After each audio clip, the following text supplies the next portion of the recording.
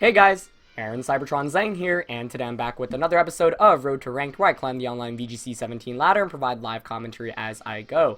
I'm going to be using the Crab team. I think today might be my last episode with it, just because even though it's really fun, I feel like it's not exactly the most competitive team, and I do want to feature the team that I used to win Oregon Regionals this past weekend, and I want to start making a more active effort on getting a higher ranking. So far I've just been playing for fun. I've been playing a bunch of games off screen, really trying to understand this team and learn it, but I'm not too great with it, so yeah, we're just going to look for our first opponent of the day, and yeah, otherwise, I have some really fun stuff planned as we find Den from Mexico with a rating of 1578. I will be posting my team analysis for my regionals team pretty soon, and I'll be, like I said, switching to that probably tomorrow in Road to Ranked, as well as doing some bot analysis from the games from regionals. So yeah, thank you guys for supporting the channel as always, and if you enjoy Road to Ranked, please share your support by leaving a like in the video. I really appreciate it. For game 1 today, my opponent's got Tapu, Koko, Arcanine, Gyarados, Kartana, Porygon, and Gigalith. So this is a really scary team because Gigalith can kind of sweep me under Trick Room, and I do have the Trick Room component. But then he's also got really fast Pokemon as well, like Kartana, Tapu, Koko, etc. So I kind of want to go Honchkrow, Crocodile here, because there are 3 ground weeks on that team. Crocodile also puts on pressure against Kartana with Fire Fang and Rock Slide against Gyarados. Yeah, I'm content with that. Kartana is a problem in general. I think in the back, I'm actually going to bring a Ranguru and Crabominable.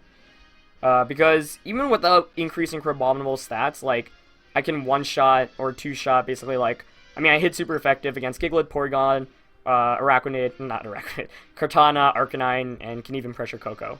So, yeah, I'm going to lock in, and we'll see how this goes. As always, if you guys enjoy Road to Rank, please show support by leaving a like on the video. I'd really appreciate it, and thank you, as always, for continuing to support the channel even after I've been gone for a while. Got lots of fun stuff planned, hopefully, and now since I had a long kind of span of tournaments, and now I'm qualified for Worlds, I can kind of take a breather. I still plan on going to a bunch of tournaments in the near future, but now I want to focus a little bit more on getting back into YouTube. So, going to bring a Honchkrow and Crocodile here. Opponent is going to bring out Tapu, Koko, and Arcanine, which is, like, very, very good. I guess he will get an Intimidate off me. It's like, if I can get this critical hit turn 1, because I also might be able to just knock out Koko even with Intimidate at -1. But, yeah, I really want to just Sucker Punch and Earthquake. Because Arcanine, unless it's Fire, Z-move shouldn't be able to knock out Crocodile. And Koko's Dazzling Gleam I don't think knocks me out. So even if, like, I Earthquake and it manages to survive, then I'm still in an okay position. The only fear is a Gyarados switch in, I guess. But Scarf Crook could just catch my opponent off guard right now. But, you know, I think if you want to make the most optimal play, yeah, okay, so Koko protects, which is smart. But that actually gives me an opportunity, like 2 opportunities to crit. So Sucker Punch. Doesn't look like a crit this time. Actually, that means he can just Lyo charge me, which is unfortunate. Yeah, so no critical hit there. Earthquake still does like good 70% or so to Arcanine. Ooh! Oh, that's really smart. I certainly wasn't considering that, but that's really bad. He goes for a Bulldoze. Yeah, I was not expecting that. Okay. I might need to go with the Trick Room out now. I mean, I should switch out Crocodile because the Dazzling Gleam is definitely going to be coming my way. Yeah, I'm going to go for the Sucker Punch to try to knock out Arcanine and bring in a Ranguru. Because, yeah, Koko's going to outspeed me even though I'm Scarfed because I'm at -1 speed. Bulldoze is really good. I actually had it on my Arcanine for regionals. Okay, so he stays in. Nice. So Sucker Punch does get the critical hit. This time around, 50% chance. Would have been really nice. Oh, wow. Twinkle Tackle. I wasn't anticipating to see that, but I think I'm okay with that. I'd probably survive this. I'd actually prefer for it to knock me out. But the idea is I want to get the free switch him back into Crocodile eventually. Yeah. Obviously targeting a Ranguru because you could just Thunderbolt Honchkrow for the knockout. Wow, I took that so well. That didn't even do half my health. I mean, my Ranguru is really bulky, obviously, but that's still impressive. Okay, cool. So that's good. I also confirm the item, and there's no more Intimidate, at least from Arcanine. There could still be Intimidate from the potential Gyarados in the back. I think if you have Gyarados, you probably bring it in here. But the other good thing is I know my opponent can't Z-move anymore as Kartana comes in. Okay. So you would probably want to just T-Bolt Honchkrow and maybe Sacred Sword. But you could also Dazzling Gleam and like try to knock out a Ranguru. It's like a Night Slash Kartana.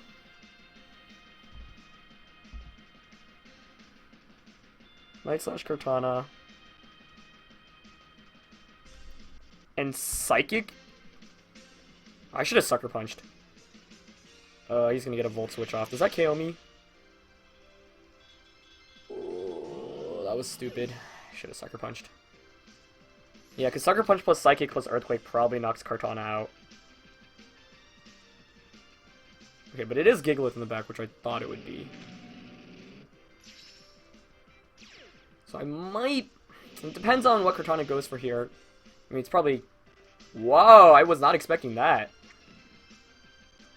So yeah, Sucker Punch actually would have failed anyway. Hopefully Psychic can knock out the sub since it's not a Assault Vest. Okay. So that's good. And I do have Fire Fang on my Crocodile. So I could hope to try to cheese my opponent with that. And I think I probably will, actually. I'm gonna Fire Fang into Kartana and just protect a Ranguru here. Because Gigalith shouldn't be able to do too much damage to Crocodile, especially with its inability to Z-move at this point. Another good play I could have made was switching out into Crocodile last year, but I was really fearing a Dazzling Gleam, and Crocodile is my win condition, so I don't think it was worth making that sacrifice.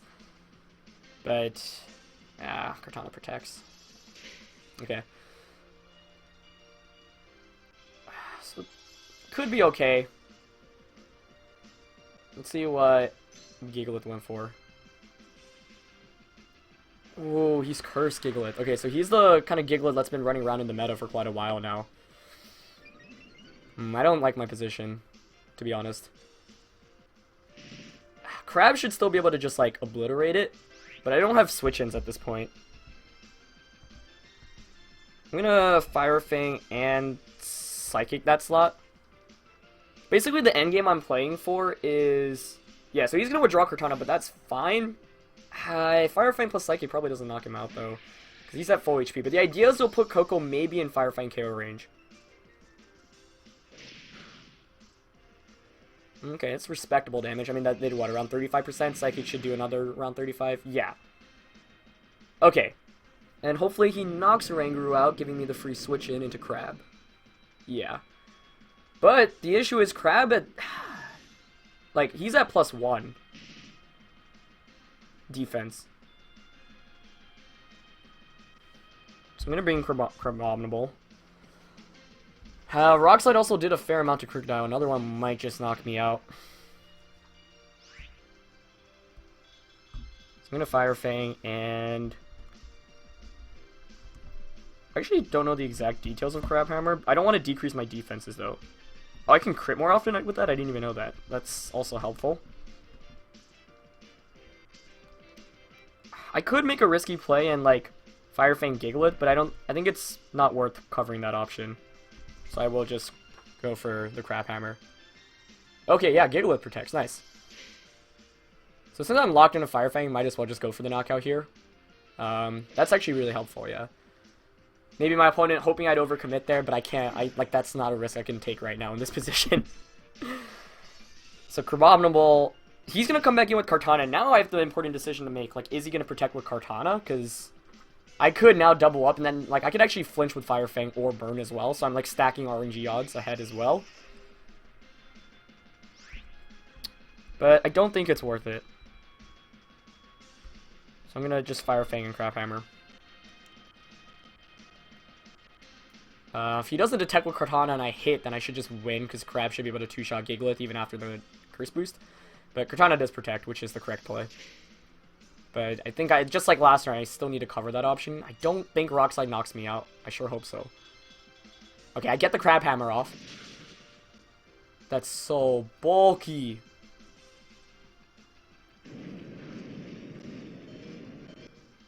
Oh my goodness.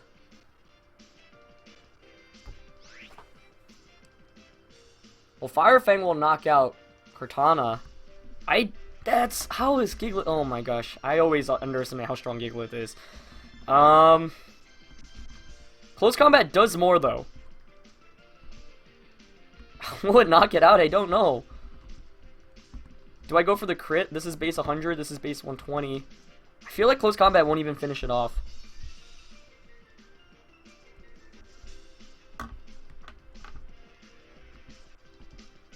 I'm gonna fire. Okay, I went for the close combat, but I don't think it's gonna do the damage that I need to do. So I hit the Fire Fang. Cortana faints. Oh no.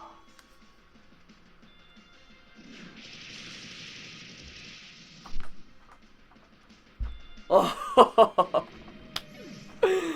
Wow, that was crazy. Crabominable came through and it picked up the knockout on the Crocodile. I didn't think you could do enough, honestly, but I guess, I mean, the difference in base power does make a difference because of all the boosts that add up, right?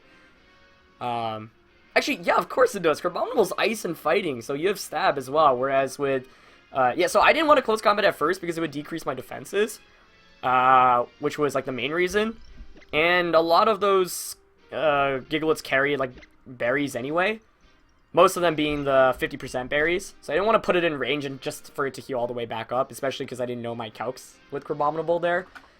But yeah, we ended up picking up the win there.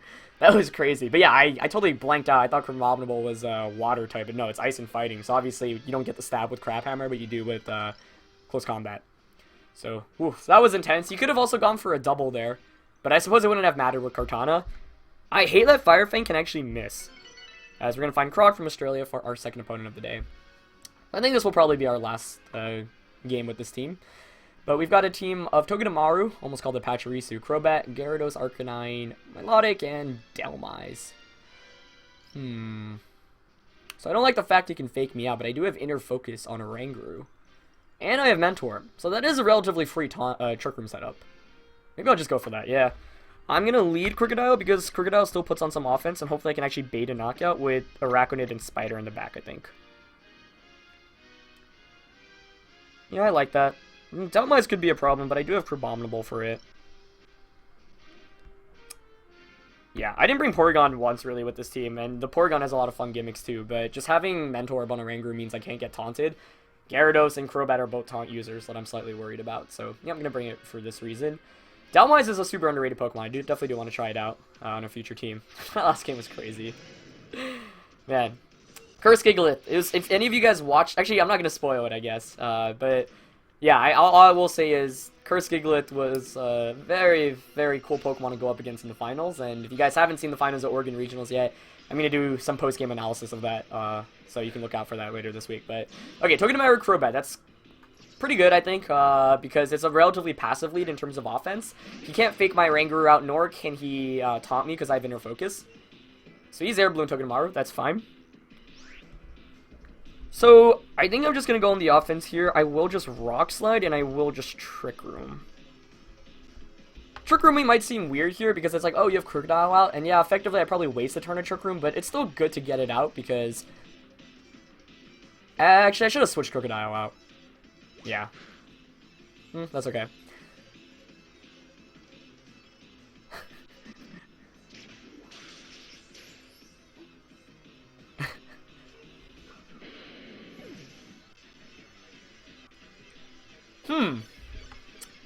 Out of anything I expected to happen, that was about the last thing. But that's fine, I guess. Oh my gosh, what just happened? Okay, I'm worried actually about Brave Bird from Crobat. Like, both Crobat used Leech Life and that one-shot me. Yeah, I'm gonna bring Crabominable, I think. And...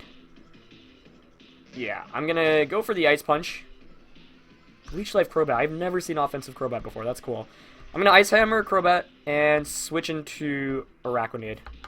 So then next turn, like this is the first turn Trick Room, next turn Trick Room I have 2 full offensive members out on the field. Good play by my opponent though, you know, just sort of ignoring a Rangaroo. I mean, I'm actually happy that Crocodile fainted there, but just Leech Life, wow. I should have switched out though. Like, I realized that right after opponent moves, because there's not much you could do to capitalize off that. Ooh, great switch up on my opponent, though, bringing out Crobat, bringing in Arcanine. But I'm actually okay with that, because Arachnid still just pressures Arcanine so much with Liquidation. As long as Togedemaru doesn't do anything too crazy here, he could have Zing-Zapped me, which is... Okay, he Spiky Shields, good. So that's good, because I get a safe target into that slot next turn. I also could go for the crit setup. I probably won't, though. Is that a crit? No, Ice Hammer just does good damage. That's cool. Okay. So, I will just close combat Togedemaru and Liquidation. I think that Crobat is maybe choiced. Like, I don't know Crobat Leech Life calcs on a Crocodile at all, though. That's why. Oh, he just Extreme Speeds, okay.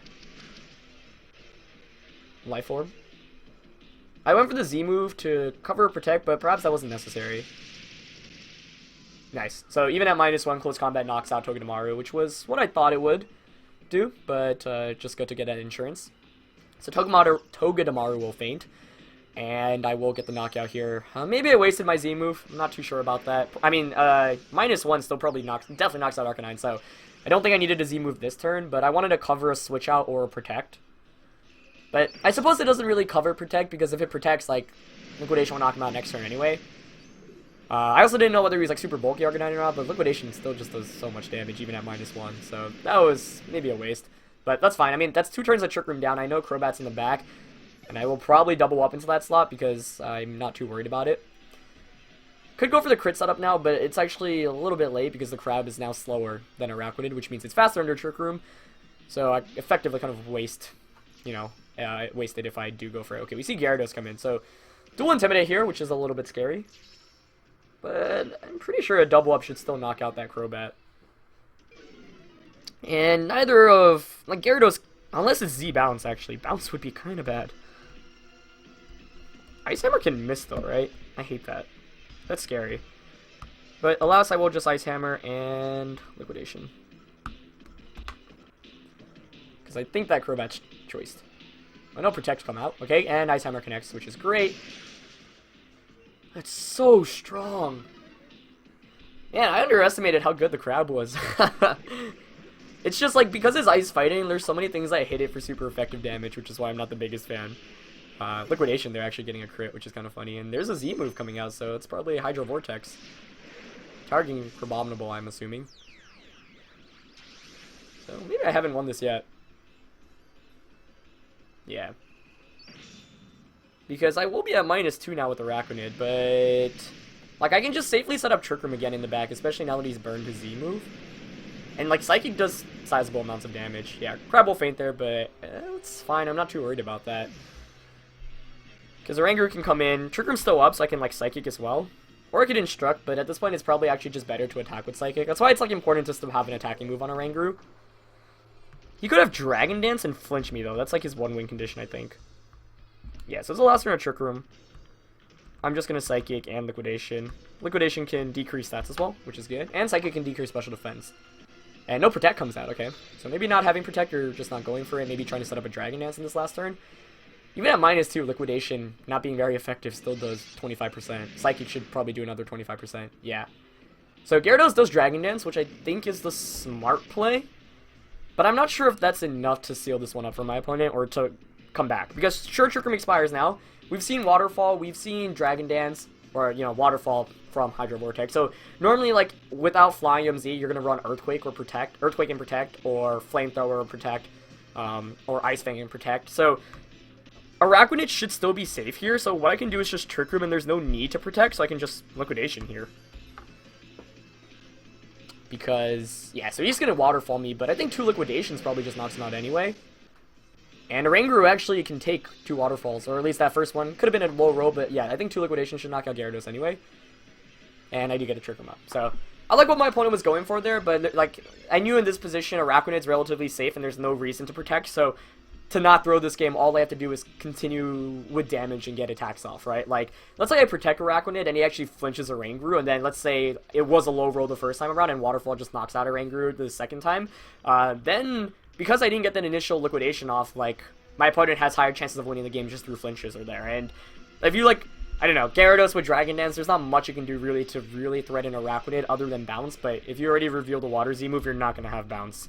So, yeah, now I can just Psychic Liquidation and close out this game. These were 2 really fun games. Maybe I'll play one more. Okay, one more episode with this team. Let me know if you guys want to see a little bit more with it. Liquidation goes into it. Yeah, I should start caring a little bit more about rating, so I think I will make a more conscious effort to climb a little bit higher and at a faster rate now. But, yeah, just Psychic Liquidation again. And that should be game. Yeah, I mean, might as well go for, like, the quadruple protect, but can't really do too much with the Arachnid and a Ranguru out. Oh, it actually survived that liquidation. Getting a defense drop. Yeah, it's really tough for something like Gyarados, which is like a fast offensive sweeper, to deal with the likes of a Ranguru and a Arachnid. Especially when these Pokemon have attacks like Liquidation and Psychic, because both of those can decrease stats, you know, Psychic with special defense, Liquidation with defense, and if you even get one stat decrease, like, the damage just adds up and snowballs so quickly. But we do pick up with 2 wins in today's episode. That first game was definitely a nail-biter, but Scar Fire Fang, never thought I would see that, like, just sweep through everything. Yeah, I kind of had a brain fart, because I thought, like, I totally forgot, like, Close Combat actually does significantly more than Crab Hammer, and I was just going for Crab Hammer because I didn't want to proc a berry at first. But, yeah, I think I was actually in a pretty good position then, because all I'd have to do is hit that Crab Hammer, and then even if Koko protects, like, Close Combat would knock him out. I think the position my opponent should have set himself up for was to win with a Dazzling Gleam, maybe? I don't know. I kind of have to think about that, but the idea was, because he didn't protect that one turn with Koko, I was able to capitalize off that, wasted a turn from Rock Slide, or an extra Rock Slide potentially from Crocodile, and ended up with the win there. So we do get 2 wins with this team today. Let me know if you guys want to see any more with the team, or whether you want to see me switch to my regionals team. I was planning on switching to my regionals team, personally, just because I think it's a little bit more competitive, but you know, this team definitely has pulled its weight in the last couple of games or so maybe I'll play with it a little bit more. Anyway, that's going to be it for this one, guys. Hope you guys enjoyed. As always, please leave a like if you did, and I'll catch you guys next time. Alright, peace.